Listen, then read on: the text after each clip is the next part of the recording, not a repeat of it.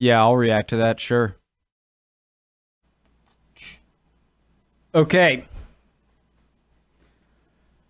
Let's do it. Rocroi 1643, 30 Years War. Continuing the playlist at Kings and Generals.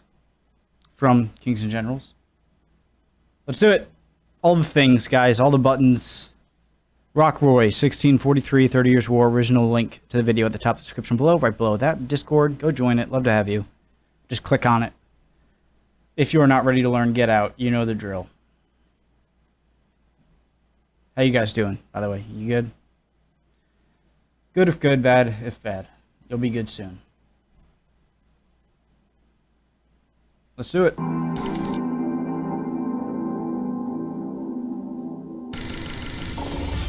The Swedish king who had led his country into Germany on the Protestant side he died a soldier. had been killed at the decisive 1632 Battle of Lutzen. This was yet another turning point in the war, which created an equilibrium, forcing the battered and warring parties to desperately seek foreign support which would tip the scales. The hopes of Sweden were pinned firmly on France, while the Emperor hoped that Spain would rescue him. Welcome to our video on the aftermath of Lutzen and the Battle of Rocroi. I thought France was still pro-Catholic. This video is brought to you by the patrons and YouTube members of the Kings and Generals channel. YouTube ad revenue is notoriously volatile, but having the support of so many among the get that money, man. Once again, thank you to our patrons and YouTube members. The death of Gustavus Adolphus at Lutzen shattered strength in unity among the Protestant forces. His only heir, Christina, was just 6, so the Swedish Lord High Chancellor, Axel Gustafsson Oxenstierna, became her regent. In April 1630, wait, what? Christina was just 6, so the Swedish Lord High Chancellor, Axel Gustafsson Oxenstierna, became her regent. In April 1633, Sweden renewed the Treaty of Barvalda with France and formed the Heilbronn League with the Protestants of the Swabia, Franconia and Rhine regions. The Swedish offensives of 1631 and 1632 were a disaster not only for German Catholics but for the Spanish Habsburgs to the southwest. The troops of Spanish King Philip IV had been expelled from the Palatinate, her allies had been driven out of Lorraine, and the so-called Spanish Road, connecting the Spanish holdings in the region, was blocked by Franco-Swedish troops. It was imperative that they re-establish hegemony over this region, so they sent a small army under the Duke of Feria to do this. Meanwhile, as both the army and the emperor were unhappy with the supreme commander of the imperial armies, Albrecht von Wallenstein, he was assassinated by mercenary officers as he fled to Saxony. No mercy for the losing general. It seems like you can win 8 battles, you lose 1, and you're out. Assassinated by mercenary officers as he fled to Saxony. The imperial army was now under the command of the emperor's son, Ferdinand of Hungary.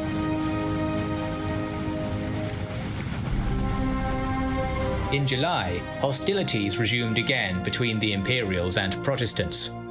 Saxon forces once again besieged Prague, and forces of the Heilbronn League thrust south and invaded Bavaria. Meanwhile, the Imperials recaptured Regensburg and Donauwörth before putting the Protestant city of Nördlingen under siege.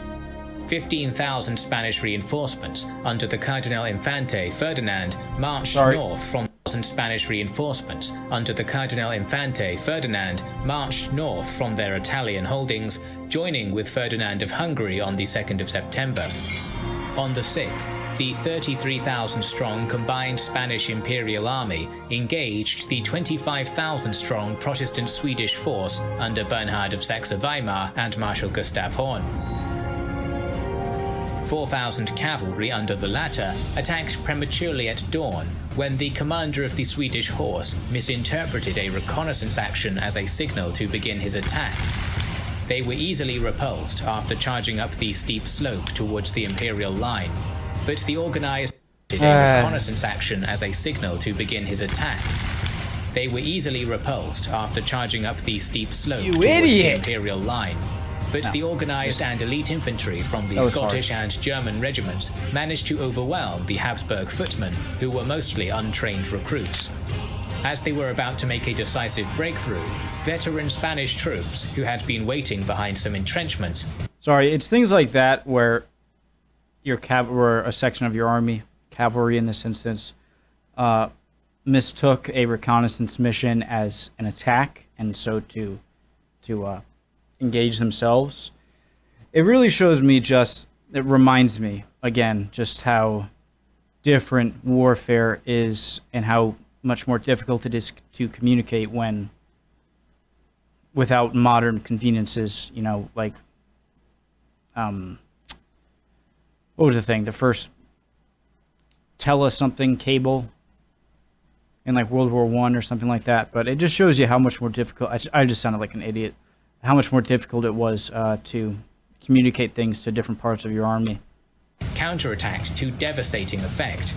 After an hour of vicious fighting, the Swedish forces were back where they had started. A number of other assaults failed because the Spanish opposing Horn were able to plug any hole in the line with fresh reserves, while the Swedes were numerically inferior. Highly trained Spanish regulars also learned to deal with the fierce volley tactics that the Swedes employed. As the enemy prepared to fire, the Spaniards would crouch in unison as the bullets whizzed over their heads, and then sprang to their feet to return with a volley of their own. Smart. On the left, Bernhard sent some cavalry to assist Horn on the other flank, while the rest of his horse was ordered onto the plain to distract the Habsburg forces opposite. It was a move to prevent them from assisting their allies. However, Horn's line began to falter at around 10 a.m., and he began to withdraw behind Bernhard. At the same time, Italian cavalry under Duke Charles of Lorraine attacked and the Swedes routed. By the end of the day, the Swedish army had lost more than 20,000 troops and ceased to exist. This shattering victory proved that the Spanish tercio could still contend with armies fielding the military improvements of the Dutch and Swedes. This defeat... Such a promising army. They were doing so well before Gustavus died. They looked like such a professional army, which they seem to be, but... things not looking great right now. Swedes. This defeat, alongside the one at Willstedt, ended Swedish participation as a major combatant for the time being, and forced its contingents to retreat north, which in turn forced the Protestant princes to sign the Peace of Prague in May. Do you guys think if Gustavus didn't die and was still commanding the forces, do you think Sweden would have, lost so badly right there? 1635. This ended the state of war between them and the emperor, who revoked the Edict of Restitution, granted amnesty to his former enemy countrymen, and combined the Protestant and Catholic armies into an army of the Holy Roman Empire. The Peace of Prague brought the religious nature of the conflict to a close. Wow. Peace, however, was not to be. On the 19th of May, 1635, France declared war on Spain. It is key to note that at this point, the French declaration was against Spain, not formally against the Empire. It's cool learning about times where the Spanish Empire is still such a powerhouse in Europe. Obviously, they fall off in the centuries to come. And was initially intended was against Spain, not formally against the Empire, and was initially intended as a limited and indirect intervention. Initial French involvement during 1635 was a complete disaster, as they faced veteran armies who had been fighting for years, even decades. A Franco-Dutch campaign into the Spanish Netherlands was a total failure, getting bogged down at Namur. On the Rhine, the armies of France suffered the same fate. Still, French minister Richelieu used every diplomatic trick to create proxy wars against Spain, as Savoy and others attacked these Spanish holdings in the south. On May 20th, 1636, Sweden and France signed the Treaty of Wismar, agreeing to unite their armies against the Habsburgs. Unexpectedly, the Swedes had doggedly held on to their bridgehead in Germany. Sorry, so Westphalia, I believe that's the treaty location. cutting their losses and going had doggedly held on to their bridgehead in Germany rather than cutting their losses and going home. In September, Swedish General Barne began an advance down the Elbe with 17,000 men, before badly defeating an allied Imperial Saxon army at the Battle of Wittstock in October. This battle was a dire loss for the Emperor and effectively eliminated the devastated Brandenburg from the war.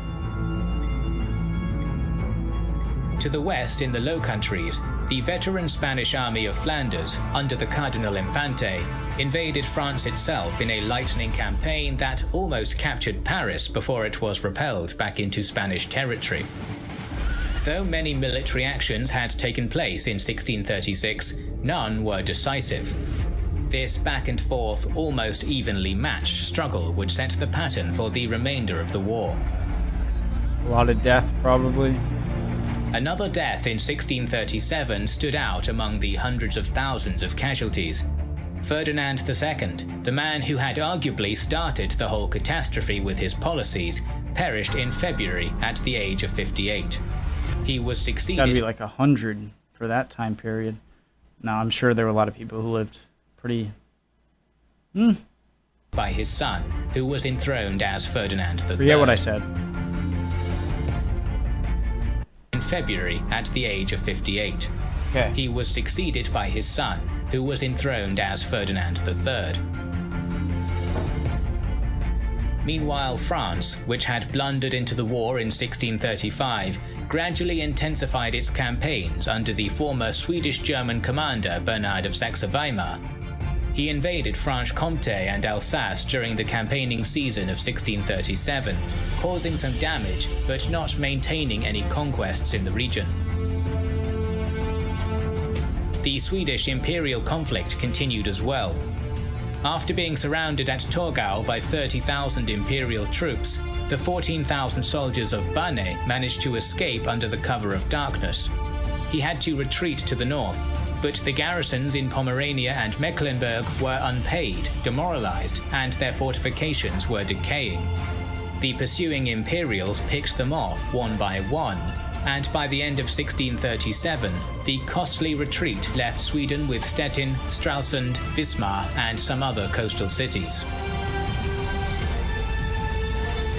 In 1638, Bernard of Saxe-Weimar won the battles at Rheinfelden, and then advanced on the fortress of Breisach. The Emperor's forces under Johann von Gotz attempted to relieve the besieged fortress, but were repelled in several small battles. This guy's a portly fella, huh? Von Gotz. Attempted to relieve the besieged fortress, but were repelled in several small battles. After a long siege, Bernhard took Breisach after starving it out. On the Swedish front, Barne had received reinforcements, broke the imperial cordon, and advanced into Saxony. Zwickau and Chemnitz fell quickly, but Freiburg resisted. However, when a 5,000-strong Saxon force blundered towards him in an attempt to relieve Freiburg, Barne destroyed it. Wow. This allowed him to push into Bohemia and to the walls of Prague, until a 30,000-strong relief army under Archduke Leopold William chased them away. As they went, Barne, who had proclaimed liberation for the Bohemians, proceeded to burn their properties in a devastating scorched earth campaign during the retreat back to Erfurt. On a new front, the Pyrenees, the French were escalating their efforts. An army under Henri, the Prince of Condé, attacked through the western passes. Sometimes scorched earth is a good military strategy. Obviously, a lot of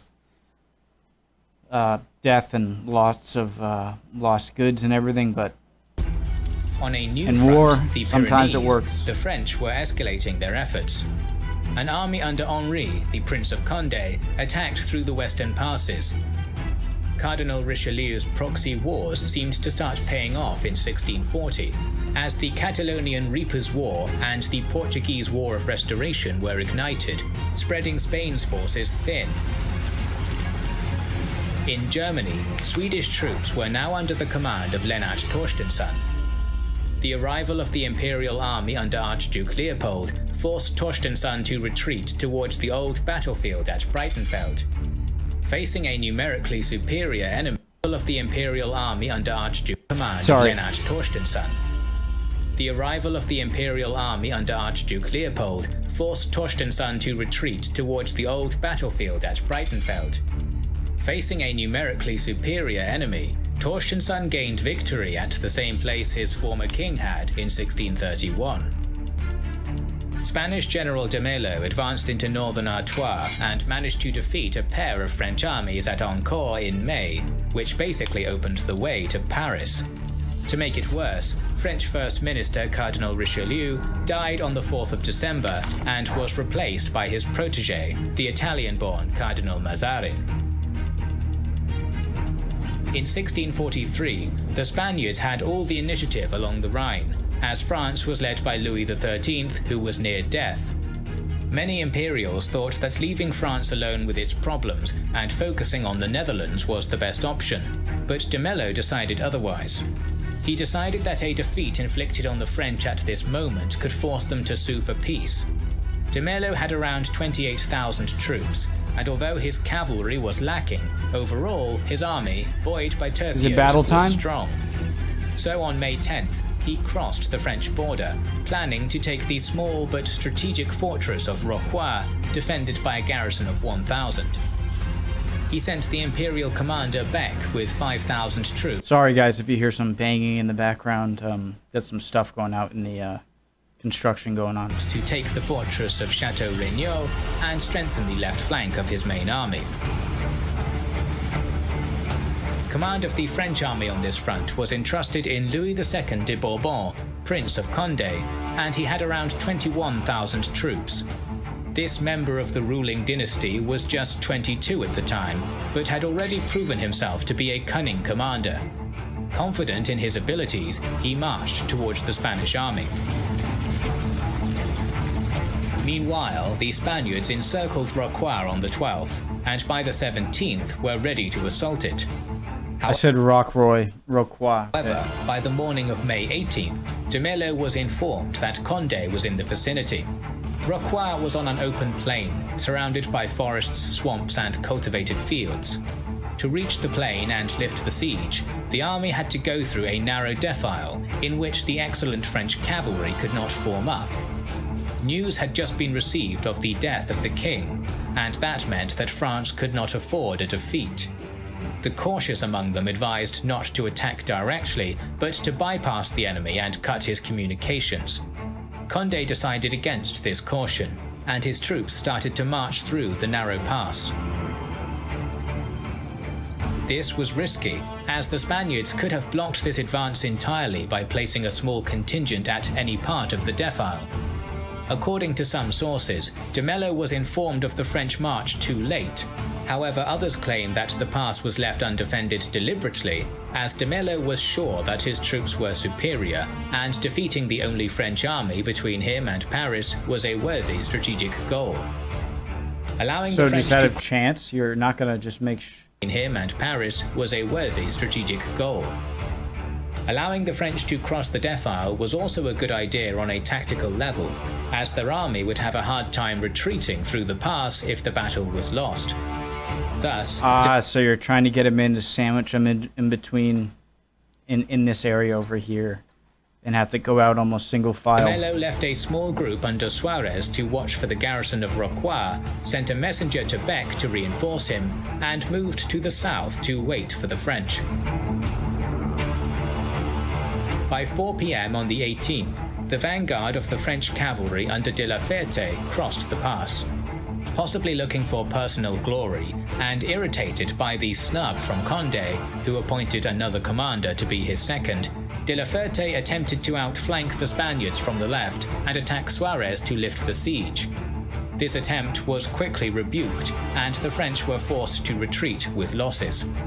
However, it probably was useful in terms of allowing the rest of Condé's army to cross the defile and form up by 6 p.m. The Spaniards followed suit. Both sides stayed in formation through the night, as de Mello expected Beck to arrive sometime in the morning. The French left leaned on the swamp, and was made up of 13 cavalry squadrons in 2 ranks under l'Hospital. The right was resting on the edge of the forest and was led by Condé himself with 15 cavalry squadrons in 2 echelons and a small musketeer battalion reinforcing the 1st echelon. The center, commanded by musketeer battalion reinforcing the 1st echelon. The center, commanded by Despinon, had 2 echelons of infantry totaling 15 battalions. Condé had his 14 artillery pieces in front of the center, with his reserve, commanded by Desiraux and consisting of 4 cavalry squadrons and 3 infantry battalions, placed in the rear. Unlike the Spaniards, I'm just going to say, I've been very good at not pausing. Right? But, am I going to forget what I was about to say? Oh, no. Yeah, okay, I remember. I love how in all the Kings and Generals videos, it's always like 2/3, maybe 3/4 of the video is giving you the background, kind of recapping the last episode real quick, giving you the background, some troop movement, and then there's always the battle that, you know, the episode is named after. And I just love, it's like a TV show. Whose infantry fought in tercios, the French infantry battalions fought in a line formation. The Spanish army mirrored the French, with cavalry on the flanks and infantry in the center. The right was led by von Isenberg, with 14 squadrons across 2 ranks. I just want to say, if the French pull this off, very impressive. De Fontaine, who was too old and was carried on a chair, commanded 8 tercios in the 1st line and 10 line battalions in the 2nd and the 3rd, with 18 cannons in front of them, while the left under de Albuquerque consisted of 15 squadrons formed in 2 lines. What if they have to do a quick retreat? How do they get a group of 1,000 soldiers into the forest to his extreme left. Mello also sent a group of 1,000 soldiers into the forest to his extreme left to keep the superior French cavalry in check. I love these animations. At 3 a.m., a Spanish deserter surrendered to the French and informed Always Condé a deserter. There's always a deserter. Forest, and surrendered to the French and informed Condé about the ambush in the forest and that Beck was yet to join the main force. The French leader decided that he needed to attack before de Mello was reinforced and also sent part of his... I want to know if, like, when a deserter does that, like, do they have to, like, wait for nightfall and very sneakily go over here, or are they just like, oh, I'll be right back? I'm just going reserve to the forest, hoping to surprise the Spanish ambush. They're ambushing the ambush. Condé's artillery opened fire, and the Spaniards responded, but the visibility was too low, and these volleys caused minimal casualties. Seeing that his Spanish counterpart was not rushing into an attack, the French general commanded his wings to advance an hour later. De la Ferte, who was leading the front echelon of the French left, ordered his cavalry into a gallop, but that was another mistake, as darkness and soft soil slowed down some of the squadrons. By the time the echelon engaged the enemy, the French were in disarray. Von Isenberg's cavalry, which was trotting and therefore able to keep the line intact, was able to stop the erratic rush of the French and started to push it back, killing many and taking de la Ferte prisoner. The first French echelon was forced by the Spaniards into the second, commanded by L'Hospital. Those who weren't killed immediately retreated to the forests in the south and west. Von Isenberg now sent part of his first echelon to... I wonder if the ambushes in the forest are going to play any role. ...chase the enemy to the south, focusing the majority of his wing on the French infantry in the center. Simultaneously, the right flank of the Spanish center joined this attack, and the first line of the French infantry was forced to retreat with heavy losses, which allowed the Spaniards to capture some of the French cannons. I get it, I'm not the general here, but why isn't everyone attacking? By 6 a.m., it seemed like the French had already lost the battle. But... However, the situation was different on their right. Between 4 and 5 a.m., watch out, the French counter-ambush destroyed the Spanish unit hiding in the forest and took the ambush got ambushed. Its positions unbeknownst to de Mello.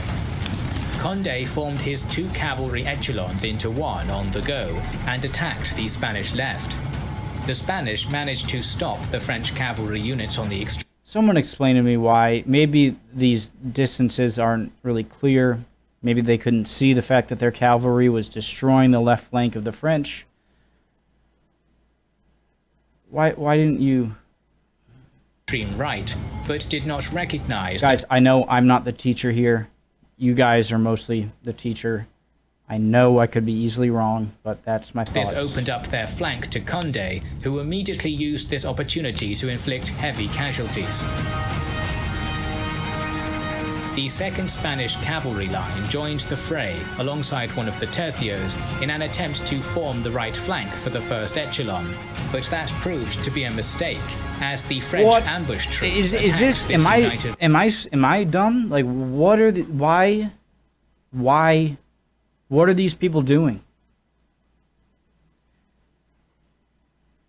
I reserve the right to look like an idiot if he brings up something that points out why they are not. Line from one side, along with the infantry supporting Condé from another. The Spanish were crushed by this attack from 3 sides.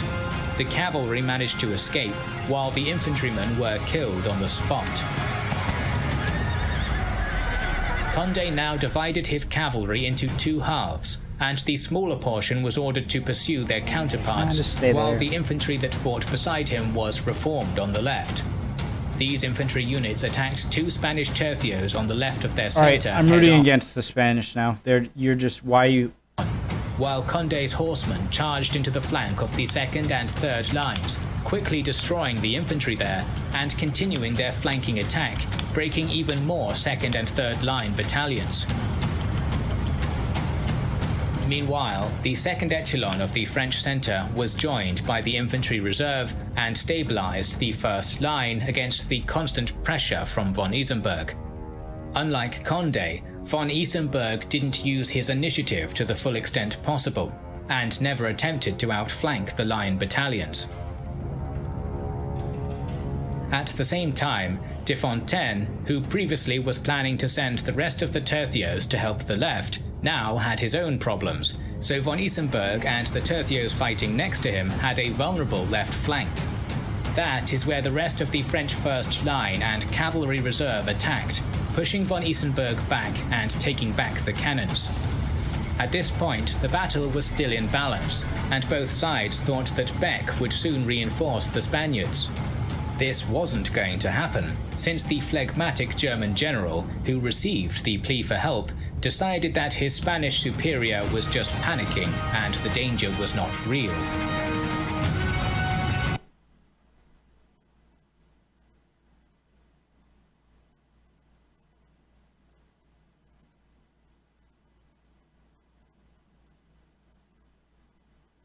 I need help. You're bluffing. Von Isenberg's situation was about to get critical.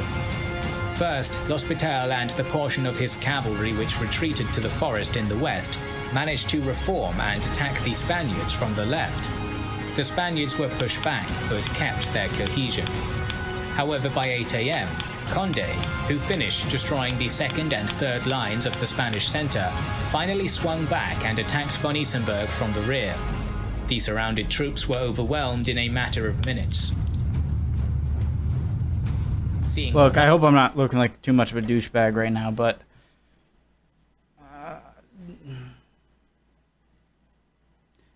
hindsight's 20/20. There, I'm sure, are reasons why the middle of the Spanish army didn't move. They might have not seen it, but that de Fontaine ordered his fight. What was the guy? Curcio? Who was the Roman guy in the 2 episodes ago? They would get along very well. Tercios and the small groups of Spaniards who survived to form squares to defend themselves. The Spaniards probably had a chance to retreat before Condé reorganized his army.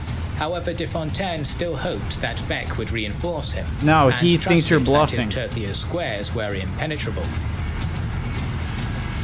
They're about to get penetrated. Condé also thought that Beck's arrival was possible, so he did his best to reform his troops as quickly as he could. Indeed, by 8:30 AM, he was ready to attack. Over the next hour, the French attacked the enemy squares from 3 sides thrice. Although their commander was killed and they bent under pressure, the tercios didn't break. However, all the Spanish guns were now in French hands, and the latter also managed to bring their guns closer, so the situation was critical. To the north, a small Spanish unit blockading the fortress attempted to retreat, but was caught by the French cavalry and annihilated. The Spaniards were almost out of ammunition. They were enveloped on all sides, so their new commander Mercador sent a message to Condé offering No, don't worry, you have impenetrable squares. surrender, and the French leader rode towards the tercios to accept the capitulation personally. Not all Spanish units were informed of this, though, so in the chaos, the front units of the Spanish tercio opened fire on Condé and his escort, thinking that it was a new French assault. Condé survived, and the French, angered by what they perceived to be a betrayal, attacked the tercios for the fourth time, and this time they were joined by the cannons shooting at the enemy point blank. Any French collateral? and Spanish sources differ at this moment of the battle. The former claim that every remaining Spanish soldier was either killed or surrendered, but the latter state that only 3 out of 5 tercios were destroyed, and the remainder were allowed to retreat with their weapons and banners intact, as Condé was impressed by their gallantry, or just didn't want to lose more troops. In any Well, wasn't the gallantry more of a mistake? case, by 10 AM the battle was over. The Spaniards lost anywhere from 8 to 12,000 troops, while the French casualties were below 5,000. The myth of Spanish tercios' invincibility was destroyed. France was saved for now. What decades were the pinnacle of the Spanish Empire? Both due to Condé's genius and In terms of military economic power. the tactical mistakes of his counterparts. With the victory at Rocroi, France was saved for now, both due to Condé's genius and the tactical mistakes of his counterparts. Yeah. With the victory at Rocroi, the doors to the Rocroi. Spanish territories were open. But will France be able to capitalize on this? We will find out during the next episode of our series. Amazing episode, once again. If I was a little bit bullish there with my accusations, my apologies. But it just seemed pretty crazy, all of that stuff. Very interesting. Keep an eye out for the next video. Hit all the buttons, do all the things. I hope you guys are doing well. I really do. If you're not, you'll be good soon. Don't worry. See you next time.